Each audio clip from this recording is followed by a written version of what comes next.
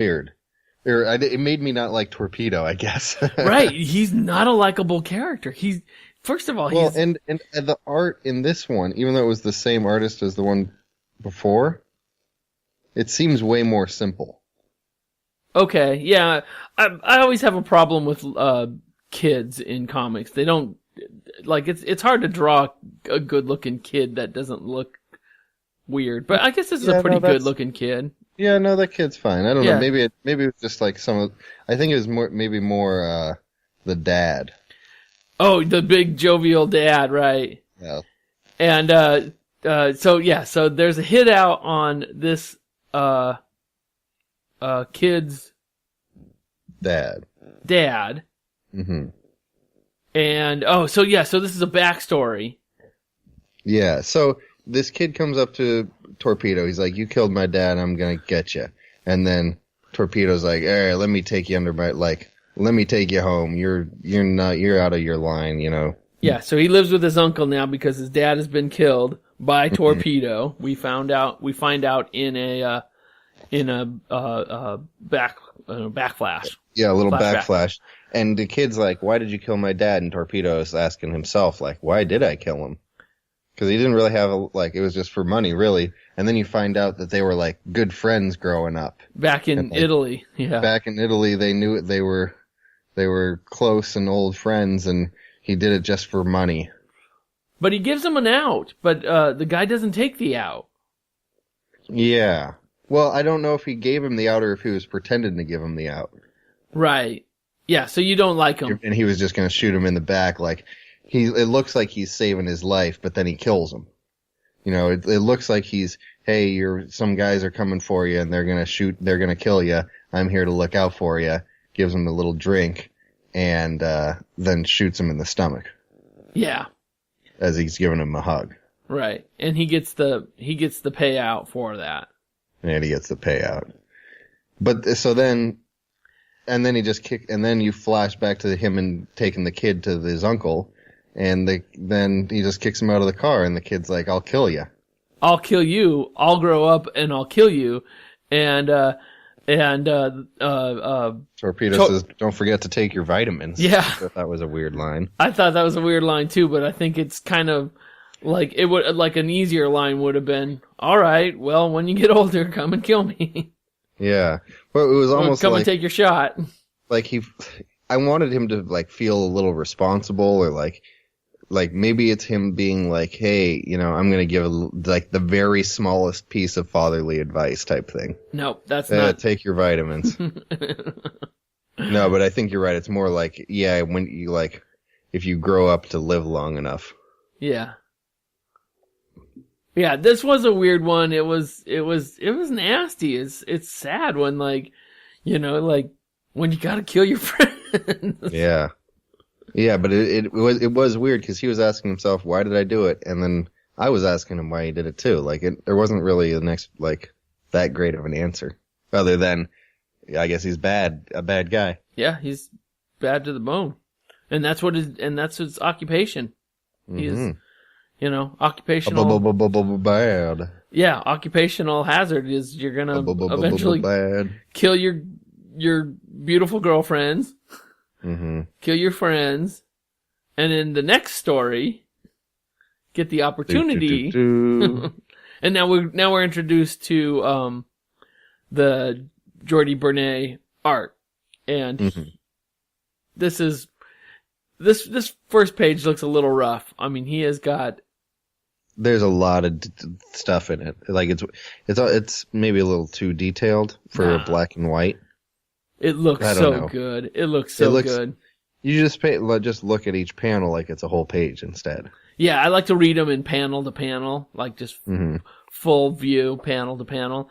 So what's going on here? Every dog has his day. Torpedo, 1936, and this is just a straight up Torpedo job where he there's a hit out for a guy named Frank, and everybody knows that Frank likes the ladies, and Torpedo has got a lady that he can't resist.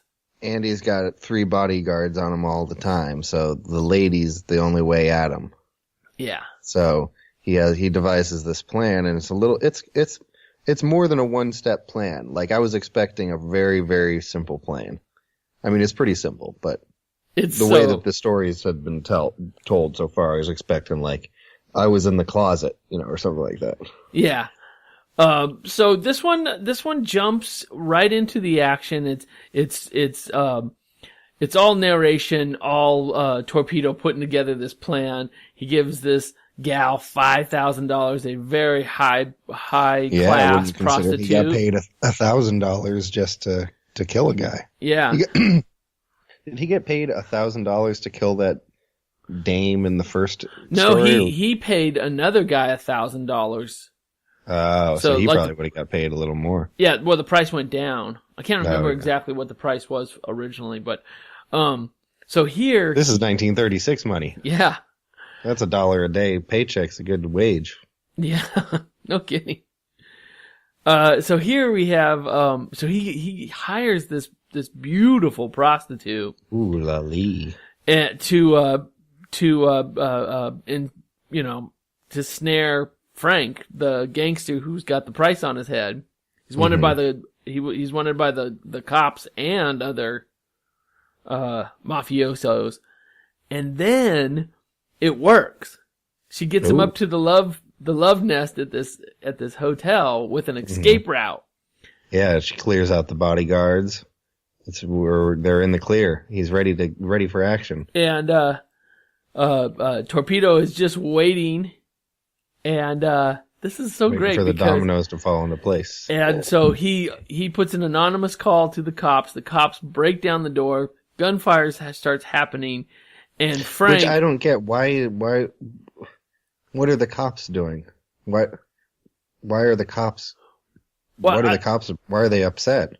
I think he's been evading them. We don't get the full story on Frank's. Oh, okay. I'm like, is it prostitution? Like, does that mean the cops come in with guns? No, I think this Frank guy was wanted man. Okay, that makes more sense then. And he's in the throes with this beautiful prostitute, and she set him up, and he gives her a punch. Pow.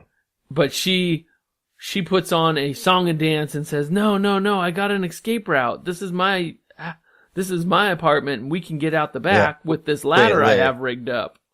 I like the detail that he threw in that she lost a tooth. Yeah. He punched her and she lost a tooth. Like, that doesn't seem good. No. And like, she can't have known about that part of the plan. No. Like, to me, it's like, I was a little confused what she was in on, which I guess is good. Yeah, so, I mean, she's doing her part perfectly.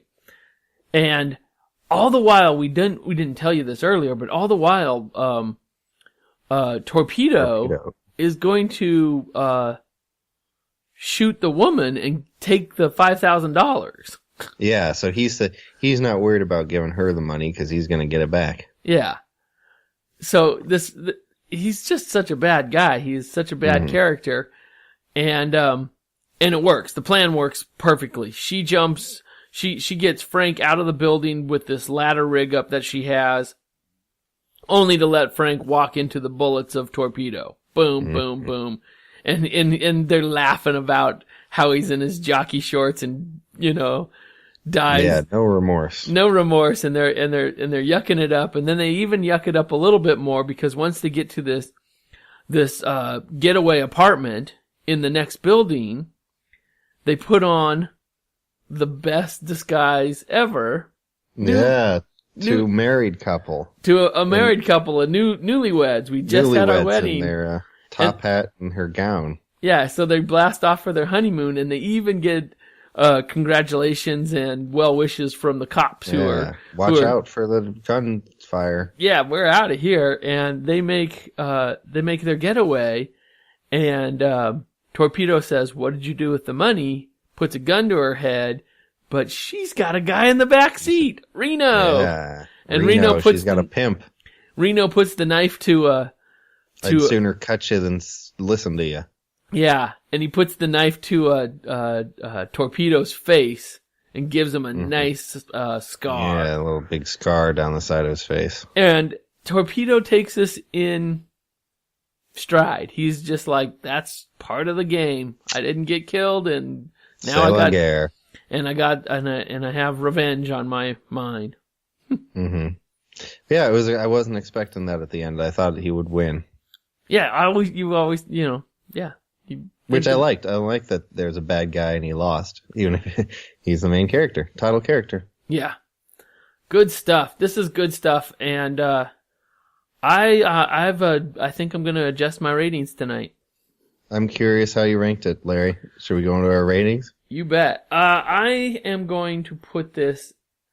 I really still am just in love with Strangers in Paradise. Okay. But this is going to be my number 2. Ooh, Larry, that's pretty good. So this is actually my new favorite comic. Wow. Yeah, I really liked the short story style. I love the black and white art. It was nice and simple for me. Oh, right on. And it's also lots of this. There are 4 volumes of Torpedo, and I think each one is 100 and something pages. I mean, how many pages? And they're all free on Comixology. Free on Comixology. So everybody should be reading this. There's no excuses. No excuses, because also it's great comics. And if you ever come across these in physical form, they're beautiful to look at. They have they're oversized hardcover books with spot varnish and just really nice look. Varnish. They're really nice looking books. What's spot varnish? It's like when you have like now I'm not gonna say it right because I don't know. I can't remember now if they truly are spot varnish. I think they are. One volume at least is. So when you have like a black on a black and one is shiny and one is it's an actual one's matte. ink. Yeah, one's matte. It's an actual ink on top of it to give it that Interesting, look. For that black and white to give you a little extra. Yeah. So, nice. I'm interested. James's new number 1. My new number 1. All right, so all right, Larry, we got another. Well, I guess next week's not going to be a new issue. Next week we are going to dedicate the whole show to our award show, the ONEIE'S. But Larry, what am I going to read? Sure. I guess I'm going to have to read all of the comics we read last year to really make my decision. I'm going to have to reread them all. Reread. So everybody's going to reread all their comics from last year. Or make it easy on yourself and just go to our website at sn1cbp.com and just find the ballot, and you can go from there. Vote along. All right. So the ONEIE'S next week, and we're just gonna wrap this show up. Larry, it makes me feel good to have, but it also makes me feel sad to say goodbye. I'm so thanks. All right, so we'll see you all next week. Next week is our big show, so don't miss episode 100. Bum, bum, bum. Bum, bum, bum. Gotta get that quote written out. It's a good quote. I was thinking of another tagline. Oh yeah? You should take it. Somebody sent me this really hilarious video of this gal on Dr. Phil's show, and she's like a problem child, and she's I think she's like 13 or something, and she's she and her mom are fighting, and she has this like sort of like fake gangster attitude, and mean mugging, and she's a mean mugger. And she sort of mixes it up with the audience members, and she says to the audience members, "Cash me outside. How about that?" Cash me outside. How about that? So there you go. Cash me it. outside. How about that? How about that? All right, James.